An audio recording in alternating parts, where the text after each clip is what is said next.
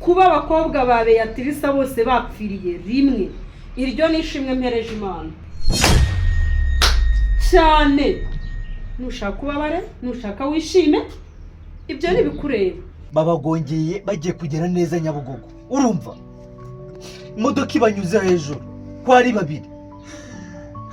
Ushaka reba mama, reka abanyamarira, reba mama wawe se. Mama nawe uhari yagiye mu murima. Ndangira hari yagiye mukanze kujyana. Gira vuba, gira bwangu.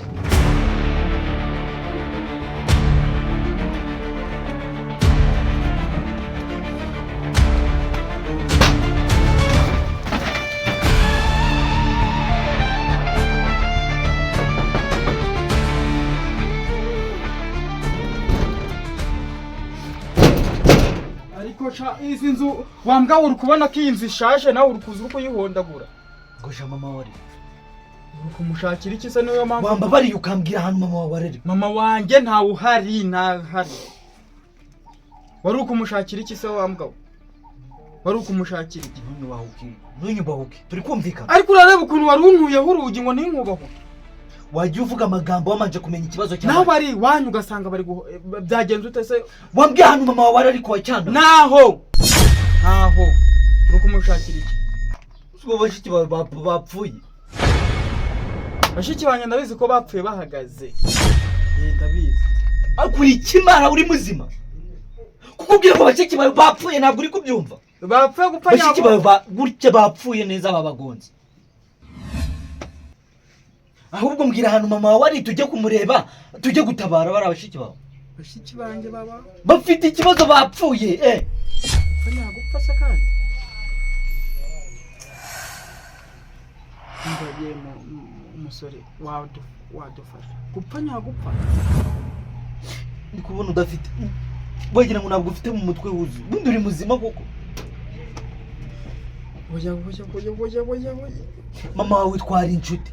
Rero kuza kumubwira inkuru nk'iyi ntabwo nanjye ubwanjye binshimishije, urumva? Reka nkubaze mbwira hano mama wawe ukabajya Nyabugogo. Bigenze ute? Babagongeye bagiye kugera neza Nyabugogo, urumva imodoka ibanyuze hejuru ko ari babiri. Ushaka reba mama, reka abanyamarira, reba mama wawe se. Mama nawe uhari yagiye mu murima. Ndangira hari yagiye mukanze kujyana. Gira vuba. Awe uyu mubyeyi yagize ibyago we. Abana babiri umunsi umwe ntabwo byumvikana. Karo Karame Gasirika. Karo nta mahoro mwa. Byagenze gute Karo? Ko urabona muhereye Karo mbona uturuka hariya ugenda wivugisha utugambo ntibagize ngo wasatse. Iri kwivugisha ni inkuru nshiye umugongo. Twahoranye. Ewe n'uwangiye ucika abami. Urabona wa mugore nk'ugwa wundi nyine Beatrice wa hano haruguru. Byagenze gute? Barabagonze mwa. Barabagonze umugore ari umushize yapfushije. Ndabizi. Urabona n'umugore aragiye n'abana be baragiye. Yewe Mama we tugende. Mama y'Imana. Gimbere ujya kunyereka hano mama wawe.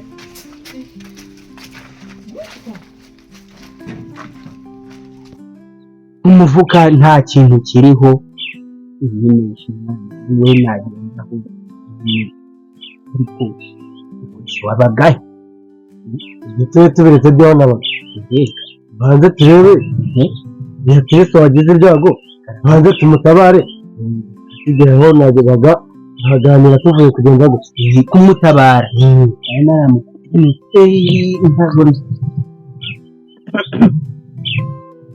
tujye kumutabara ariko se gato ntabwo twabanza tukicyaka Gasirika.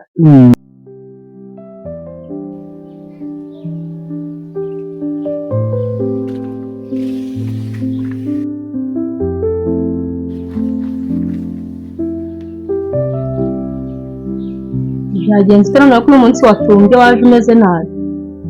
Abaye asime tuzajya tuba bizageza hehe? ese udushwanye iki ko nkaje wabaye cyane mbaza rero ngo mbaye iki mbabarira aho mbiri cyatumye uba gutyo rero so ntazi icyakurakaje nabyo ngiye kubizira kandi ari uko ngo duhora dushwana nabyo tugiye kubita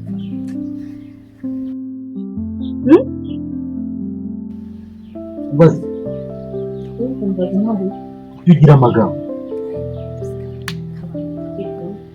meza wajya uracishamo basi ukagira n'akantu katuma ucecekaho mu mwanya nubwo wakwihangana umuntu aceceke n'amasegonda 2 we navuze iki mbona uzi uri kuntuka navuze iki ngewe Bozo cyane nuko utagitunze umuntu aceceke basi ngoma namenye ko utuje umuntu araza yifite ibibazo na stress ngaho ugiye kumwaza ufite icyo kibazo ubu mwese dufite kubera ko nkubajije ngo ko harakaye ibyo tugiye gupfa ubundi navuze ibiki ubundi waruzi cyo bana wa mudamu hararuguru bana babyeyi b'abakobwa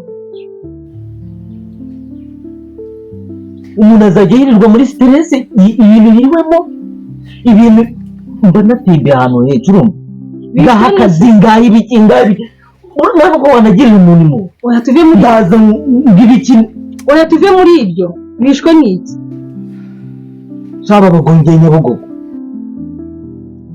ubuse Beatrice arabizi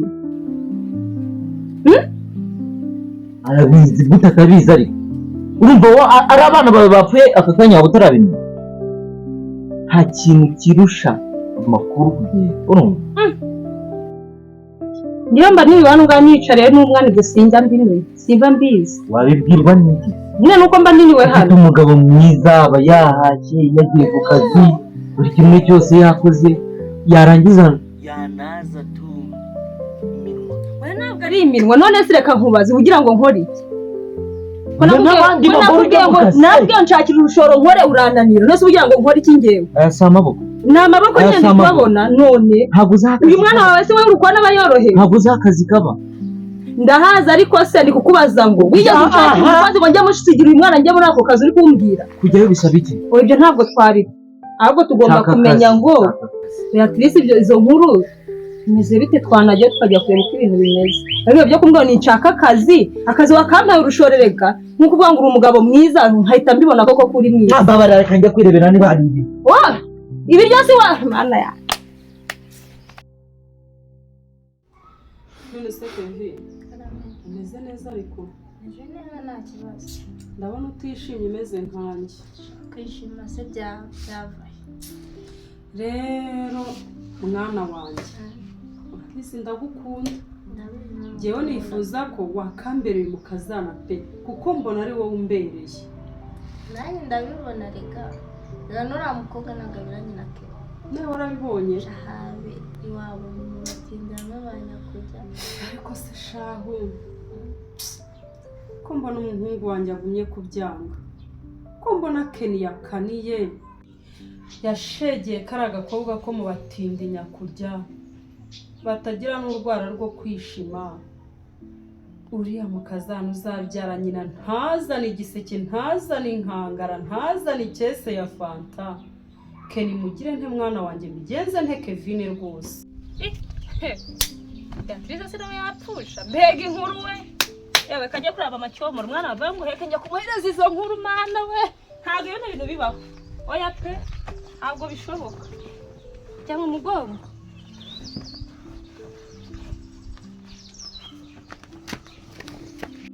rero reka mbwire mama karame kuko Ken sinzi ibyo afite ibibazo afite inama ngiye kukujya usura yemera ni iki wambwira nka cyangwa uri umukazana mwiza nkunda karaga kuba tuzakarogeshe rero kutangaye se yego umwana wabashize tuzagire gute ni ukukarogesha naga tuzakica ni ukumuraho bwa burozi butumwa ahubwo umuntu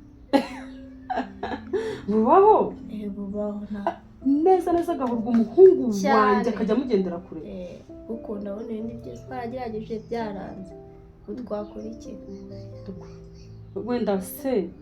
wenda umuhungu wanjye se akazinuka neza neza uriya mukobwa wo kwa Manowa na Beatrice cyane akamuzinuka burundu reka nta mukazana wo kwa Manowa na Beatrice reka ariko kari agakobwa mungani wenda kakajya kagenda kanuka nk'indagara ku buryo Kevin azajya ku buryo Kevin azajya ahura na Kenny akumva impumuro ya Kevin akumva itandukanye n'impumuro ya kariya gakobwa. Jewe nta nubwo buriya Gabi namukunze pe, sinshaka kubikubwira, ndamwanga kirya mama nanjye nagamukunda pe, ndamwanga bimwe biri. Kuko umuntu ushaka kutwarira umugabo wamukunda gute? Reba nkufite uri umukazana wanjye. None uri mabo kuritonda, umwana mwiza. Mwiriwe neza. Izi byago bibaye. Ibihe byago se kandi? Yego umubyeyi ubabaje we. Inde se kandi? Apfusha abana babiri icyarimwe. Uwuhe mubyeyi se? Wapfushije abana babiri? Gadi na Salama bapfuye. Gabi, erega bavuga Gabi nawe rwose uhora uri umuturage kutigabira agatsindwa. Bavuga Gabi na Salama. Gabi Imodoka yabagonze. reka ntabwo ari imodoka yabagonze cyangwa bishwe n'inzara cyangwa imperi n'imbaragasa, ariko ye Ni imodoka yabagonze. harya Gabi ni wa mukobwa ukundana Kenny yashegeye. Yesu mwana ibagongeye Bibagonze bari kujya Kimironko. mana y'isi n'ijuru we, ubura mubyeyi arabahute. Abana babiri bose Bose neza yabagonze. ariko ngo na se yarapfuye kandi yapfuye muri uriya mwaka. Yakumva ariko. Ari kumenya ahari niba batanaterekera bafite ibindi bakora. Ni gute se waba yapfuye mu mwaka ushize n'abana babiri bakaba bapfiriye rimwe muri uyu mwaka? Sha reka nkubwire, uriya mugore umenya atari umutindi gusa, ariko reka natinda ahari ashobora kuba amafaranga yagagize ikindi kintu akoresha, ashaka kuba yajyana mu birozi. Nese ubwo urumva bishoboka? Ese ko mbona mu byishimiye. Oya Ni cyane umuntu yishimira ibyago by'undi. komanda twishimira iki? Mwapfaga iki? Ntacyo, nta n'ibyo twishimiye, nta n'ikibazo rwose. Mbega kuba bapfuye ntacyo bishe, nta n'icyo bakijije, ese twese ntituzapfa?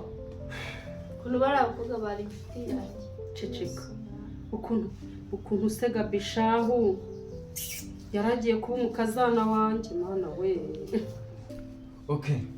Nayo makuru nashakaga kubagezaho.